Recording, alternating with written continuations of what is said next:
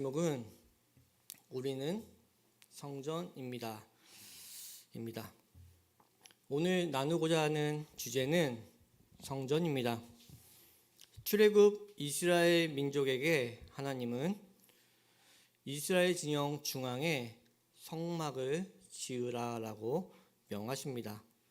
성막은 하나님의 임재를 드러내는 장소입니다. 또한 하나님은 그 성막을 통해 그분의 백성과 함께 하셨습니다. 이후 이스라엘 민족은 가나안 땅에 들어가게 되고 성전을 짓게 됩니다. 즉 광야에서의 성막이 가나안 땅에서 성전으로 이어졌던 것입니다. 이후 우리 예수님이 이 땅에 오심으로 그분을 통해 하나님의 임재와 통치가 온전히 이루어지는 참 성전이 세워지게 됩니다. 즉 주님을 따르는 자 그리스도인들이 모인 공동체에 임하시며 통치하셨습니다. 우리는 이를 교회라고 말합니다. 즉 광야 때 성막이 정착 생활로 성전으로 예수님 이후에 교회로 세워지게 되었던 것입니다. 그렇기에 오늘 말씀 제목인 우리는 성전입니다는 우리는 교회입니다와 같은 말입니다. 성막은 성전으로, 성전은 교회로 이어집니다.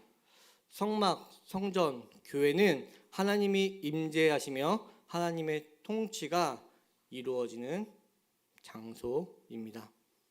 너무나 당연한 사실입니다. 성막은 하나님의 거룩하심을 드러내고 있습니다. 성막 건축과 관련해서 성경에 거룩이라는 단어가 무려 50번이나 사용되고 있습니다. 성전에 대해서도 하나님은 여지없이 거룩을 언급하십니다. 성경 하나 보겠습니다.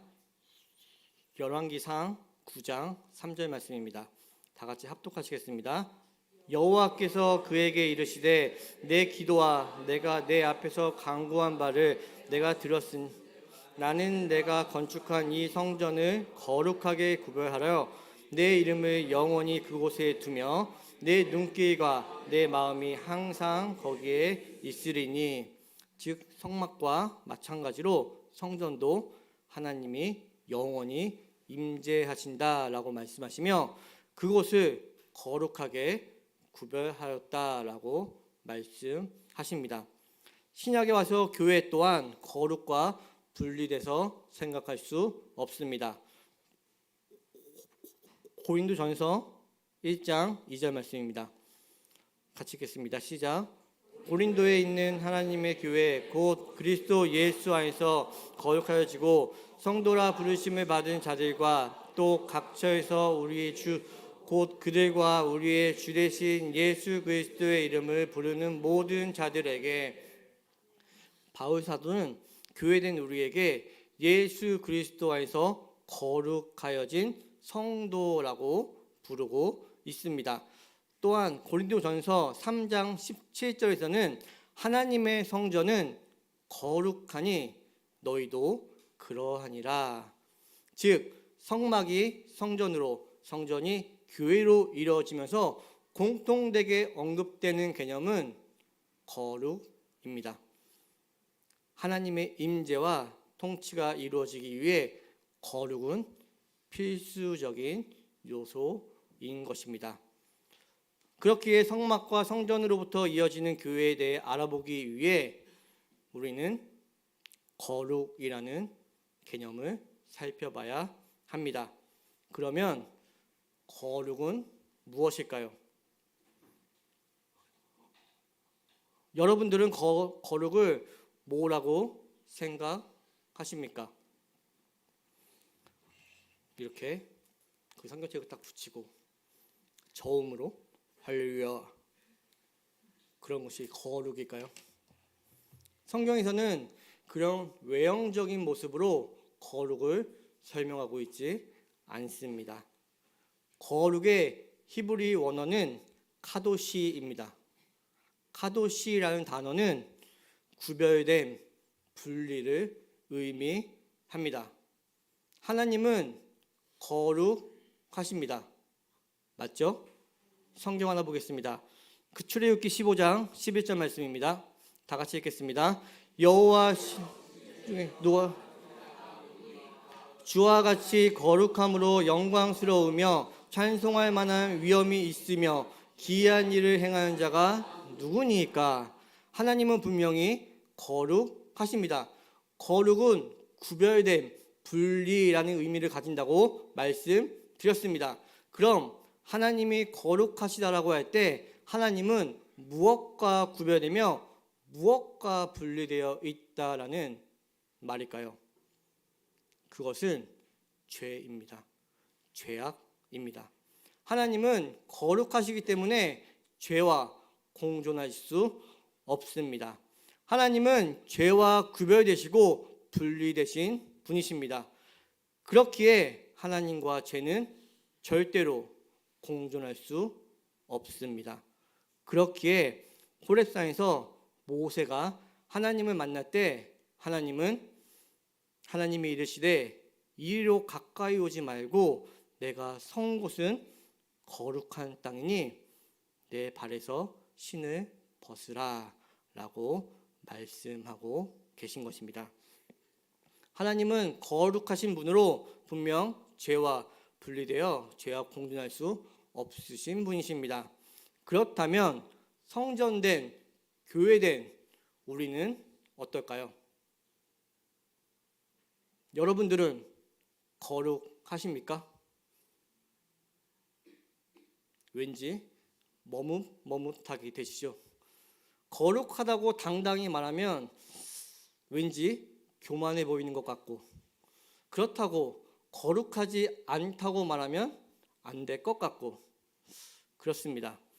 하지만 분명한 것은 내가 구원받았다, 내가 하나님의 성전 교회 되었다라는 말은 나는 거룩합니다라는 말입니다.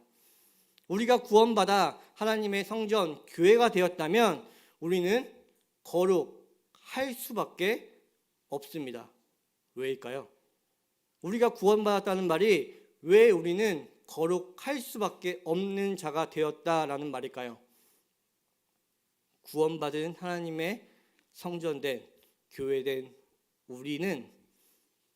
우리에게는 하나님이 임재하시고 동행하시고 인도하시기 때문입니다. 하나님은 거룩하신 분으로 아주 조그만 죄와도 공존할 수 없습니다. 그렇기에 내가 구원받아 하나님과 연합된 자, 하나님과 동행한 자로 살고 있다면 그것은 당연히 내가 이미 거룩한 자, 죄와 분리되어 구별된 자가 되었다라는 말이죠. 이를 믿으십니까? 구원의 확신이 있으십니까? 여기 계신 분들 중에 구원의 확신 없이 교회 나오시는, 이 예배를 드리시고 계신 분은 아마 없으실 것이라 생각됩니다. 여러분들에게 구원의 확신이 있다면, 이 예배가 구원의 확신 가운데 드려지고 있다면 방금 말씀드린 나는 이미 거룩한 자가 되었다라는 그 사실을 믿으셔야 합니다. 흔들리지 마셔야 합니다.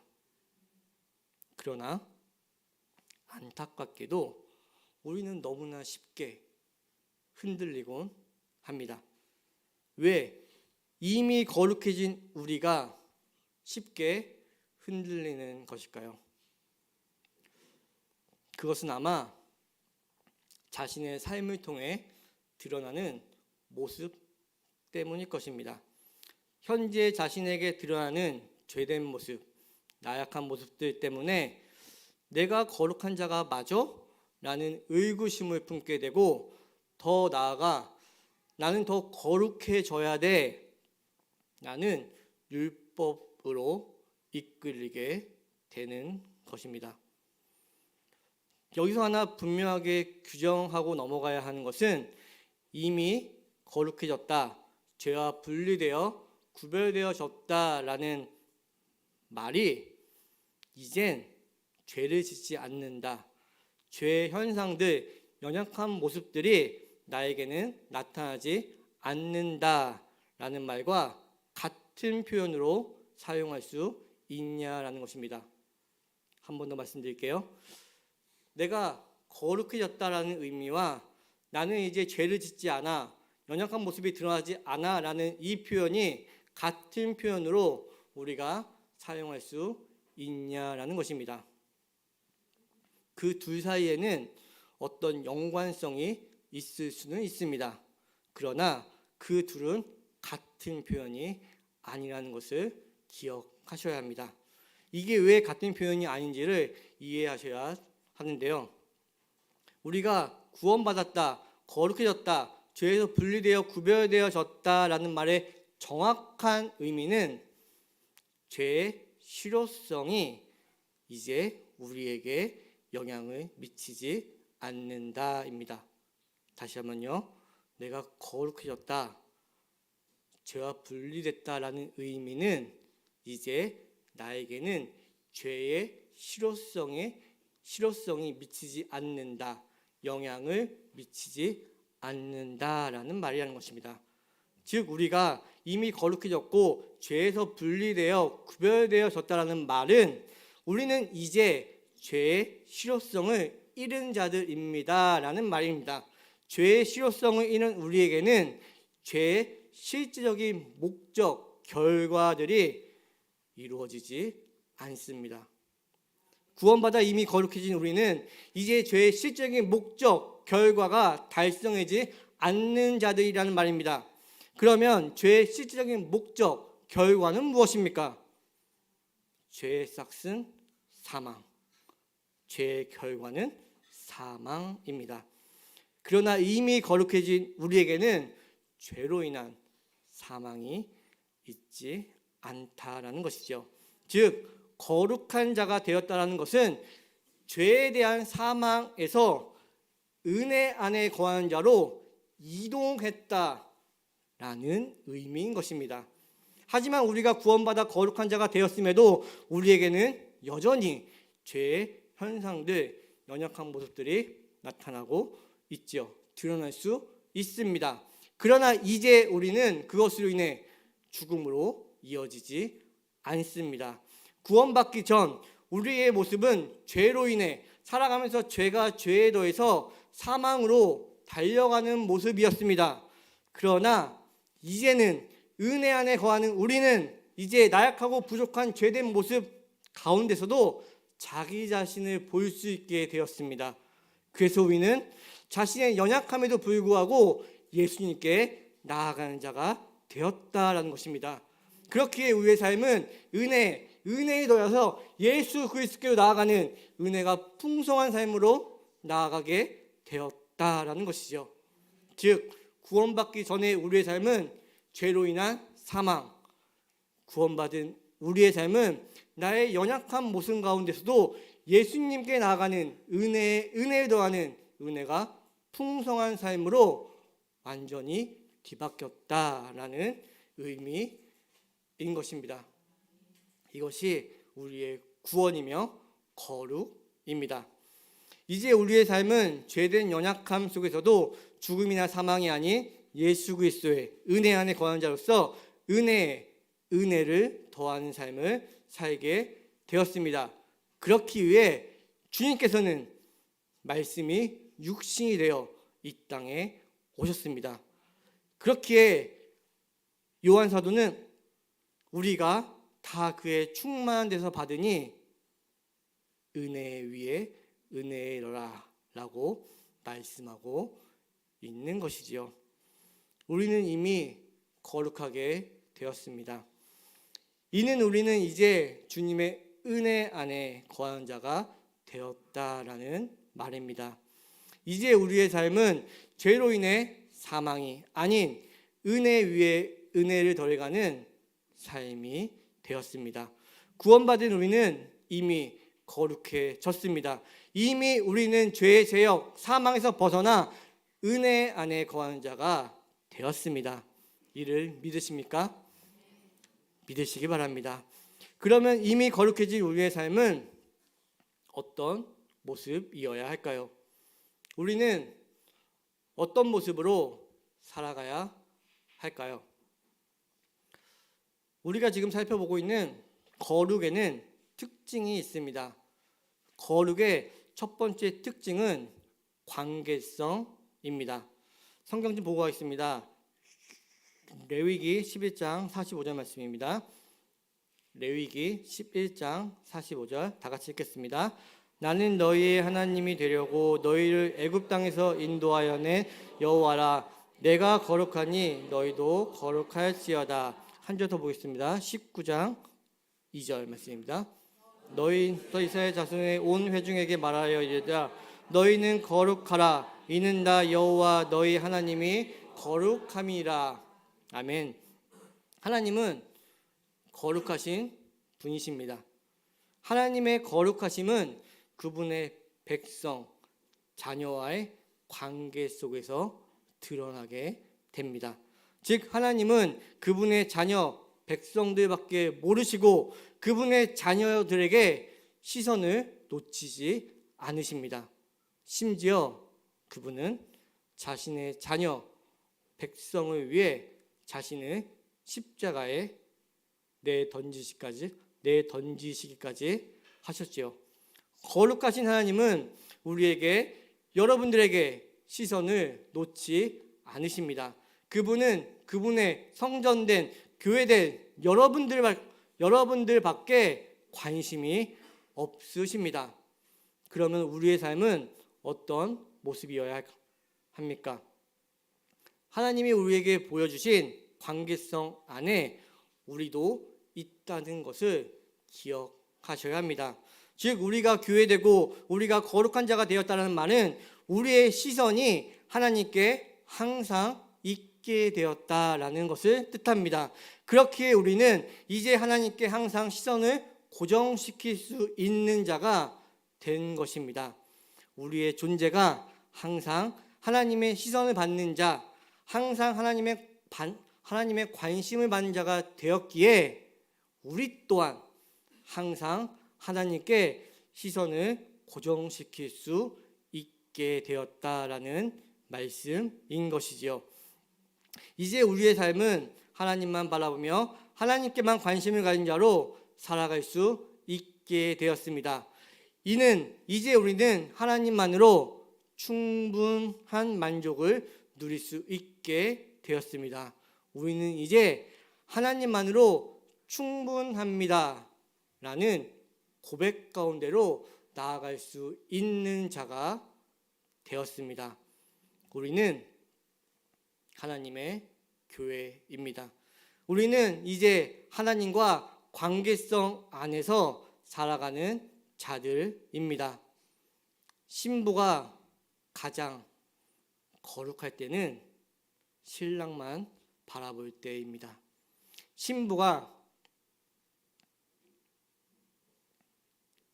신랑밖에 모를 때 그 신부는 가장 거룩해집니다. 그 다음으로 그 두 번째 거룩의 특징은 확장성입니다. 첫 번째는 관계성이었고 두 번째는 확장성입니다. 마가복음 5장에서 혈루증을 앓은 여인을 예수님이 만나게 됩니다. 그녀는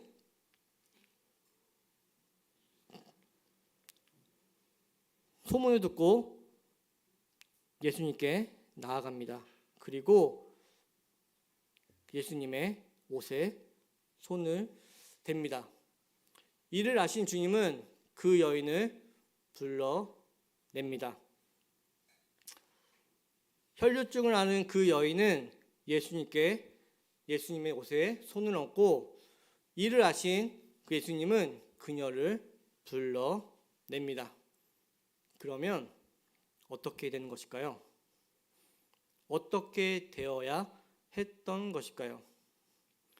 율법에 의하면 부정한 자가 거룩한 자에게 손을 대면 거룩한 자가 부정해진다라고 나와 있습니다. 율법에 의하면 혈루증을 앓은 여인이 예수님께 손을 댔기에 우리 예수님은 부정해지신 것입니다. 그런데 놀랍게도 예수님은 여인을 치유하십니다. 즉 역전이 일어난 것입니다. 부정한 자가 손을 댔는데 예수님의 거룩함이 여인에게 확장되었다는 거죠. 전달되었다는 것입니다. 즉 예수님의 거룩함이 확장되었습니다. 이것이 우리가 얻게 된 구원이고 은혜이고 거룩입니다. 혈루증을 앓았던 그 여인은 불러냄을 입어 거룩함을 입었습니다. 즉 예수님의 거룩함이 혈루증을 앓았던 여인에게 확장되었다는 것이죠. 우리 또한 불러냄을 입어 거룩함을 입은 자들입니다. 거룩함을 입은 우리는 이제 세상 속으로 보내지게 됩니다. 왜 세상 속에 보내지는 것일까요? 우리는 이제 세상에 속한 자가 아니기 때문입니다. 이제 우리는 거룩한 자로 확장성을 지닌 자, 주님이 보여주신 역설을 이루어 나가는 자가 되었기 때문인 것입니다. 세상의 풍파가 아무리 세고 폭풍우가 아무리 휘몰아치다 하더라도 세상이라는 크나큰 장벽이 우리를 덮칠 것 같아도 이미 거룩하게 된 우리는 예수 그리스도를 선포하는 자로 살아가게 되어 있습니다. 이것이 우리에게 임한 거룩의 확장성입니다. 역전의 현상입니다. 그 거대해 보이는 세상이 여러분들을 침노하는 것이 아니라 한없이 나약해 보이고 부족해 보이는 우리가 그 거대해 보이고 커 보이는 세상을 침노해 가는 것입니다. 그렇게 우리는 세상에 나아갈 수 있는 것입니다. 그리고 나가야만 하는 것입니다. 우리의 하루하루 일상, 삶의 현장마다 거룩함이 확대되고 퍼져나가는 모습들이 우리들의 삶 속에서 나타나야 하는 것이죠. 이미 거룩하게 된 우리의 모습입니다. 그렇게 주님은 제자들을 세상에 보내시기 위해 그들을 진리로 거룩하게 하옵소서. 요한복음 17장 17절 말씀으로 성부 하나님께 간구하고 계신 것입니다. 이제 본문을 살펴보며 말씀을 정리해 보도록 하겠습니다. 오늘 본문 한 번만 더 띄워주세요. 말씀 한 번만 더 읽어보겠습니다. 오늘 본문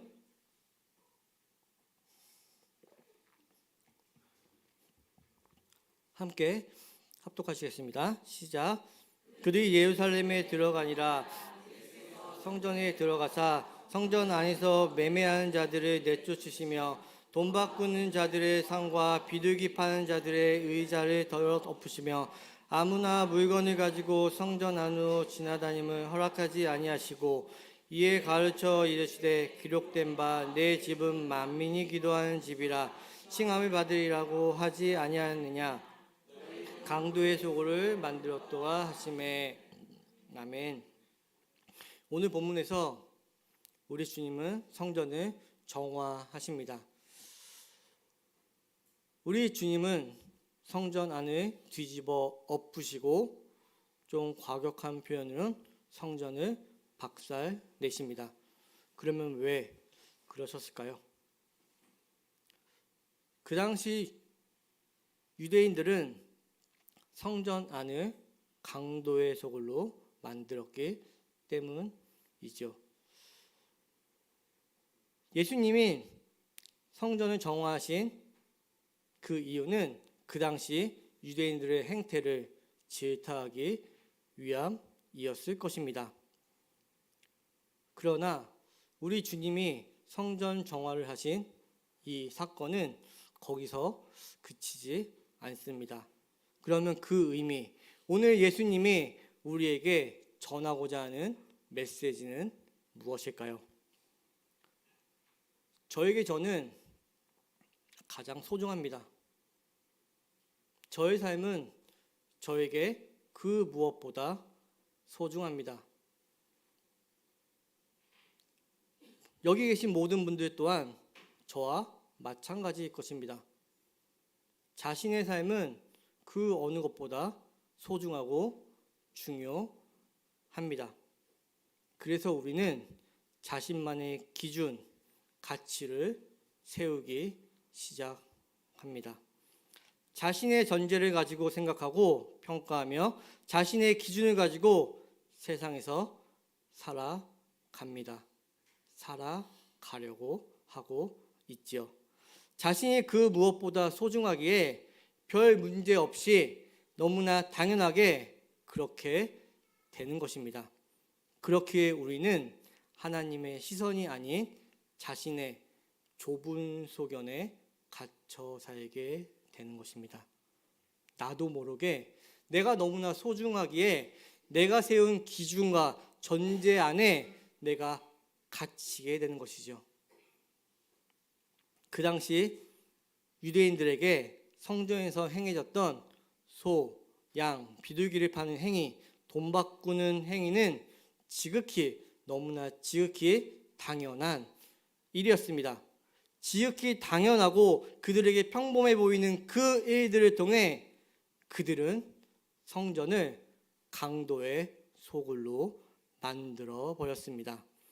그렇다면 성전 정화 사건의 참 의미는 무엇일까요? 그 의미는 너무나 평범해 보이는 당연하다고 생각하는 일들을 통해 성전이 훼손되는 것을 참 성전이신 예수님이 직접 오셔서 이제는 허용하지 않겠다라는 선포인 것입니다. 즉, 참 성전이신 예수님은 이제부터 너희는 너희의 기준, 가치, 전제 안에서 살아가는 자가 아니라 그러한 자로 살아가게 내버려주지 않겠다라는 선포를 오늘 하고 계신 것입니다. 그렇기에 오늘 내가 너희에게 와서 너희의 기준, 가치, 소견들을 뒤집어 엎겠다라고 선포하시는 것입니다. 하나님의 세계를 가로막고 있는 가치, 기준, 소견들을 이제부터는 내가 박살내겠다라고 말씀하고 계신 것입니다. 이제 너희는 너희의 좁은 소견에 갇혀 살아가는 자가 아닌 하나님의 광대하고 크나큰 세계를 경험하며 나아가는 자가 될 것이다. 내가 이제 너가 세운 기준, 가치, 기준, 전제들을 모두 허물어 나갈 것이다. 그래서 이제 너희는 하나님의 넓은 세계를 경험하게 될 것이다 라고 선포하고 계신 것이죠. 그렇기에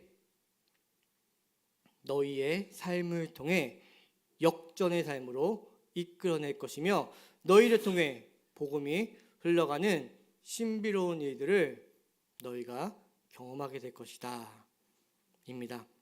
내가 그렇게 너희를 이끌 것이다 라고 오늘 성전 정화 사건을 통해 예수님은 우리에게 말씀하고 계신 것입니다. 이를 믿으시기 바랍니다. 여러분들은 구원받아 이미 거룩하게 된 자들입니다. 거룩한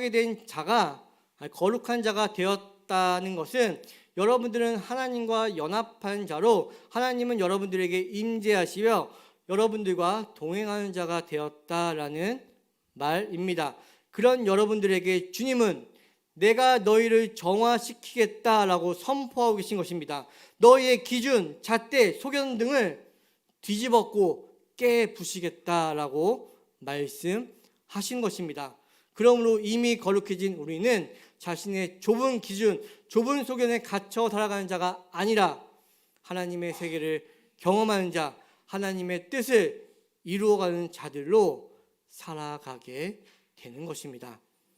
우리는 하나님의 구원받은 자녀로 이미 거룩한 자로서 하나님의 뜻을 이루어가는 자임을 믿습니다. 그렇기에 주님은 이제 내가 너를 정화시키겠다, 너의 삶을 내버려두지 않겠다, 깨부시겠다라고 말씀하고 계신 것입니다. 우리는 하나님과 관계 속에서 엎어지고 깨지고 심지어 박살나기까지 할 것입니다. 때론 너무 힘들고 고달프고 괴로울 수도 있습니다. 그러나 그것이 성전된 우리가 가야 할 길임을 믿습니다. 그렇기에 우리는 기도해야 합니다. 그렇게 주님은 오늘 본문에서도 내 집은 기도하는 집이라 라고 말씀하고 계신 것이죠. 오늘 말씀을 맺겠습니다. 맺는 건 아니고요. 정리해 보겠습니다. 네. 우리는 주님의 성전, 교회된 자들입니다. 우리는 이미 구원받았고 거룩해졌습니다. 우리가 주님과 동행하고 성령님의 인도하심을 받는다는 말은 우리가 이미 거룩해졌다라는 전제 아래서만 가능합니다. 이를 믿으시기 바랍니다. 흔들림이 없으시기 바랍니다.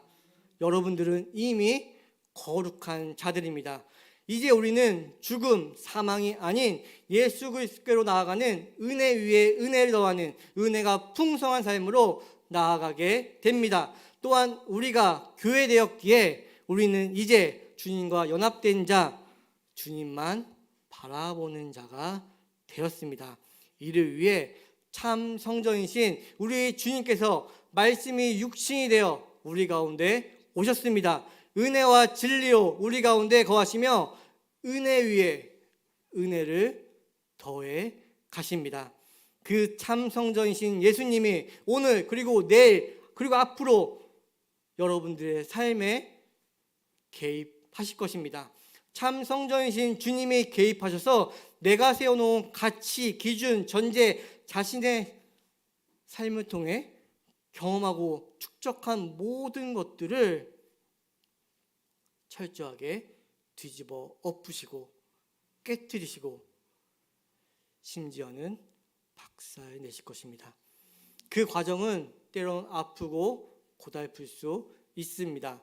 그러나 주님은 그 일을 하시겠다라고 오늘 성전 정화 사건을 통해 선포하고 계신 것입니다. 내가 그 일을 하기 위해 너희를 위해 십자가에 달려 돌아갔고 그 피로 죄, 사망 속에 있는 너희를 건져내어 은혜 가운데로 건져내었다라고 오늘 말씀하고 계신 것입니다. 그렇기에 우리는 기도로 그 길을 담대히 당당하게 걸어가야 합니다. 이제 우리의 삶에는 역전 현상이 일어나게 되어 있습니다. 우리는 역전된 자들입니다. 이제 세상은 우리를 침노하지 못할 것입니다. 우리 안에 있는 진리와 생명은 세상을 관통해 나갈 것입니다. 이것이 교회된 우리의 모습입니다. 이러한 자들이 성전된 교회된 여러분들임을 기억하시기 바랍니다.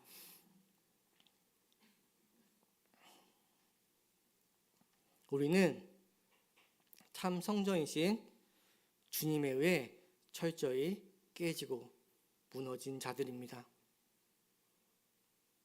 죄송한데 앞으로도 깨지고 무너져야 할 자들임을 믿습니다. 그렇기에 이제 우리는 내 좁은 소견으로 살아가는 자가 아니라 하나님의 세계를 보고 하나님의 세계를 경험하며 세상을 침노하는 자로 그 역전을 경험한 자로 이 땅에 이 세상에 던져진 자들입니다. 그렇기에 우리는 세상으로 나아가야 하는 것이죠. 이것을 믿고 삶에서 믿음으로 한 발 한 발 나아가는 것입니다. 이러한 믿음으로 나갈 때 하나님의 세계가 내 앞에 펼쳐짐을 경험하게 되실 것이며 보게 될 것입니다. 알아가는 그 길 가운데 은혜가 풍성할 것입니다. 이러한 은혜가 풍성한 삶으로 나아가시길 바랍니다. 세움누리교회 모든 성도인들이 역전의 용사로 하나님만을 바라보며 시선이 하나님께만 고정된 거룩한 자, 그리스도인의 삶으로, 그러한 삶으로 나아가시길 주님의 이름으로 축복합니다. 함께 기도하시겠습니다. 하나님 아버지 감사합니다. 이 예배를 허락하시어 말씀을 선포하게 하심을 감사합니다.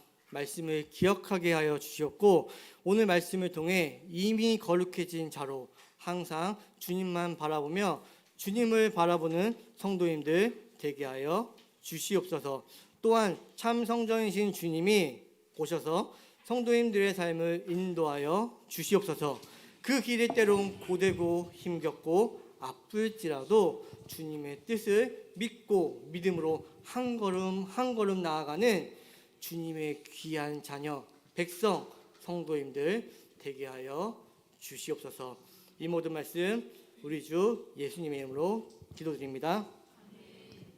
아멘.